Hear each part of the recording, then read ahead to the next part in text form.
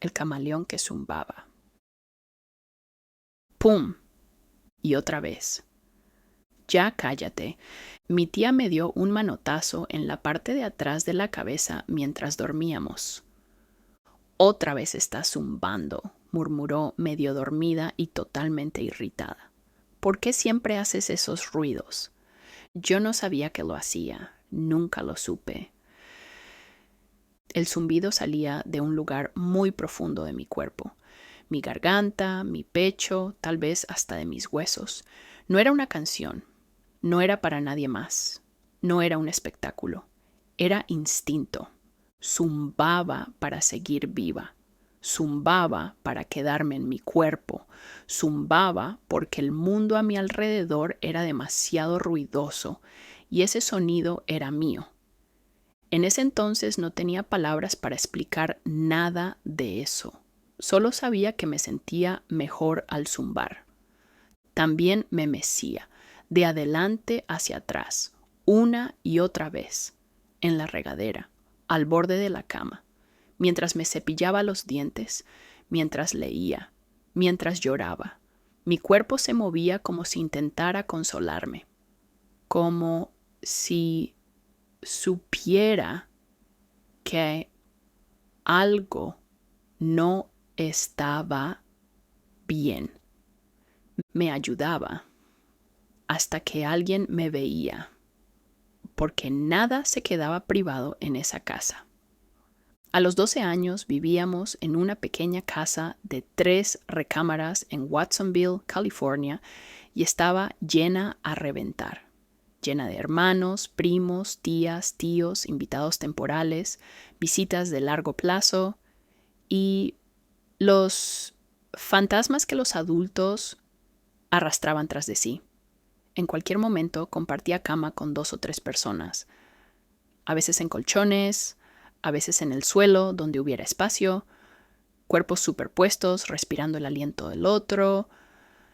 Mi madre movía los muebles constantemente. Una semana había una cama king size.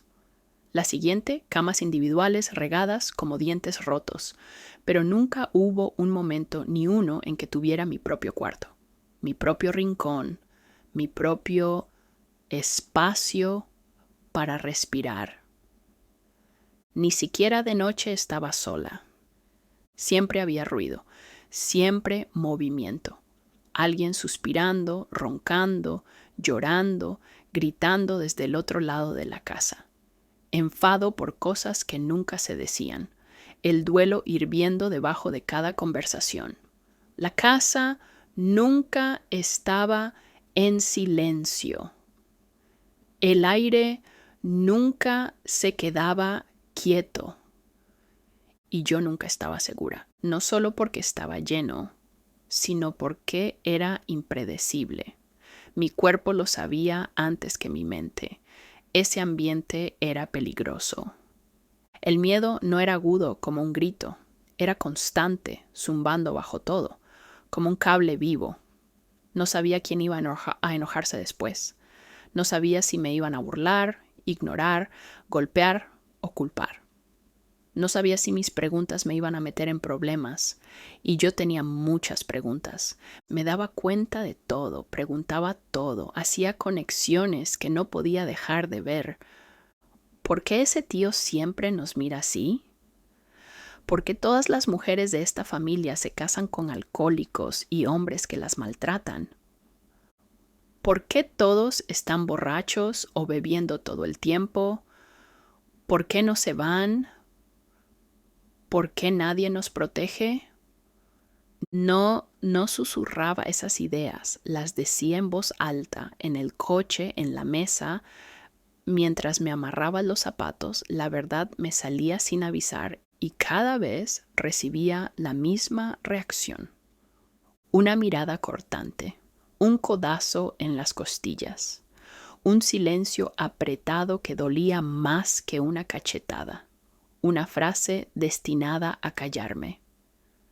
Esas cosas no se dicen. Eso es una falta de respeto. No contestes. ¿Tú quién te crees? En nuestra cultura hay una frase que escuchas desde niña. Calladita te ves más bonita. No era solo un dicho, era ley. En las familias latinas, especialmente en los 80s, las niñas debían quedarse quietas, sonreír amablemente y nunca incomodar a nadie con la verdad, especialmente si esa verdad tartamudeaba como yo. No había lenguaje para la neurodivergencia. No había vocabulario para el procesamiento sensorial, el TDAH o el espectro autista. La salud mental se demonizaba o se ignoraba. O estabas loca o estabas bien. Y más te valía parecer bien si querías sobrevivir. Pero mi familia no estaba bien, ni cerca. La enfermedad mental corría por nuestra sangre como un río subterráneo.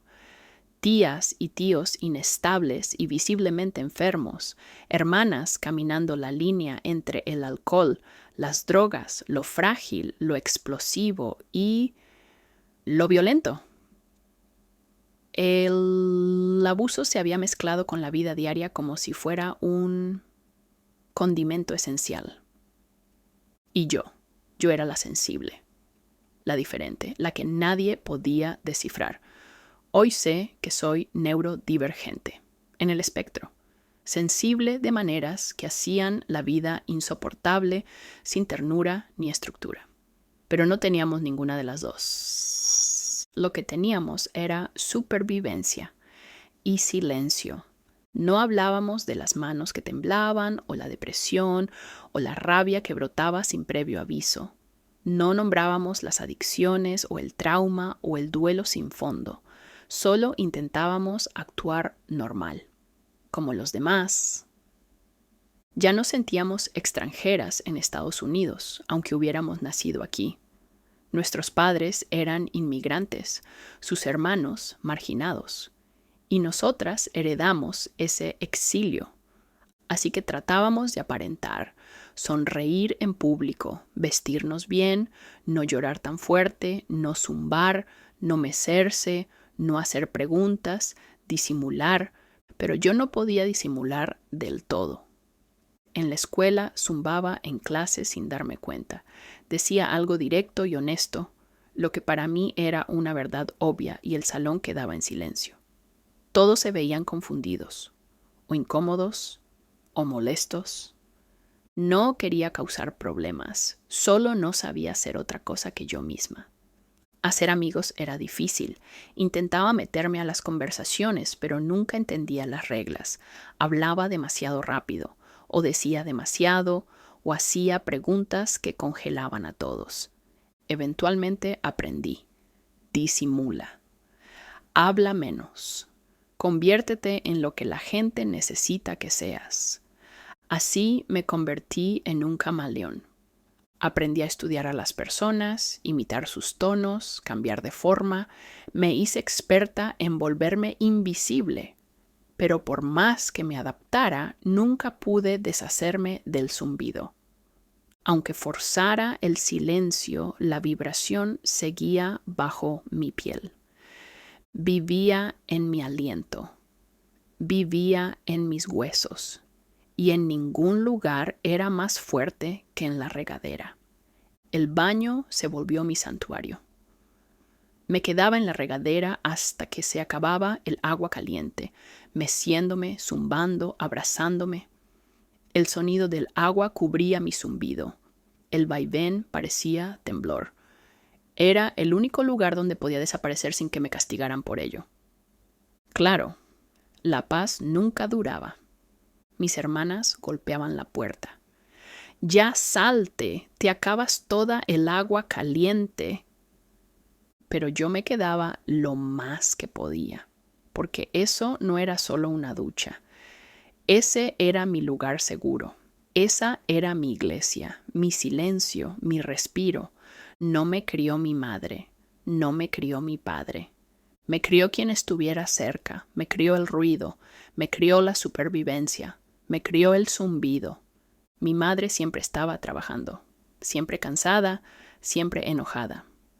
No sabía cómo amar, tal vez porque nadie la amó con ternura. Igual que yo, solo tenía supervivencia.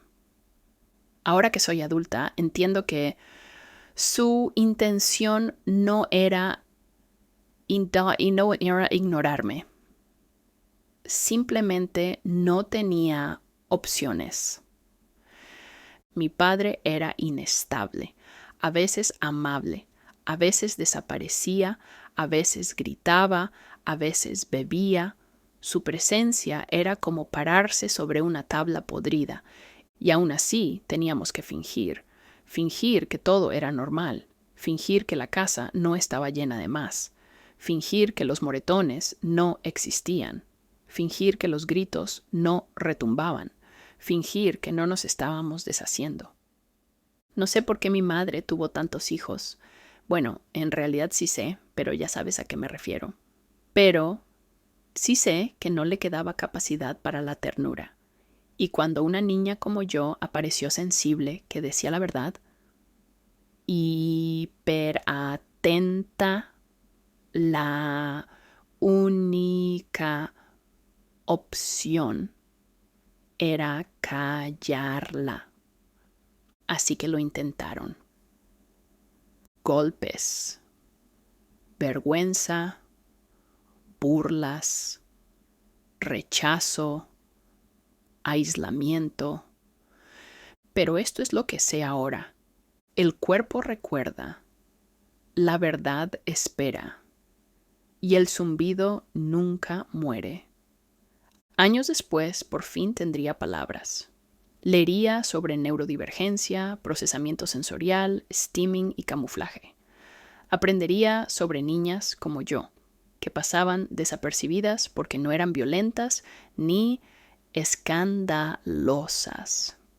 Éramos raras, sensibles, intuitivas, no encajábamos en el molde, así que nunca nos nombraron. Pero ahora lo veo claro, no estaba rota, no estaba loca, no era débil, estaba regulando, me estaba adaptando, estaba sobreviviendo. Y ese zumbido, ese sonido silencioso que intentaron avergonzar era mi ancla a la verdad. Era un idioma que nadie más hablaba, pero yo lo entendía y él me entendía a mí. Soy mayor ahora, ya no duermo con 3 en una cama. Tengo una puerta que puedo cerrar, tengo un cuarto que es mío. Tengo silencio cuando lo necesito, tengo espacio para respirar. Pero el camaleón sigue viviendo en mí y también el zumbido. La diferencia es que ahora lo dejo cantar. Ser diferente no me rompió. Ser silenciada no me borró. Ser incomprendida no me hizo estar equivocada. Me hizo fuerte. Todavía zumbo a veces, especialmente cuando me siento abrumada. Especialmente cuando el mundo se vuelve muy ruidoso. No significa que estoy perdida. Significa que recuerdo. Significa que sobreviví. Y soy la única en mi familia que lo ha dicho en voz alta.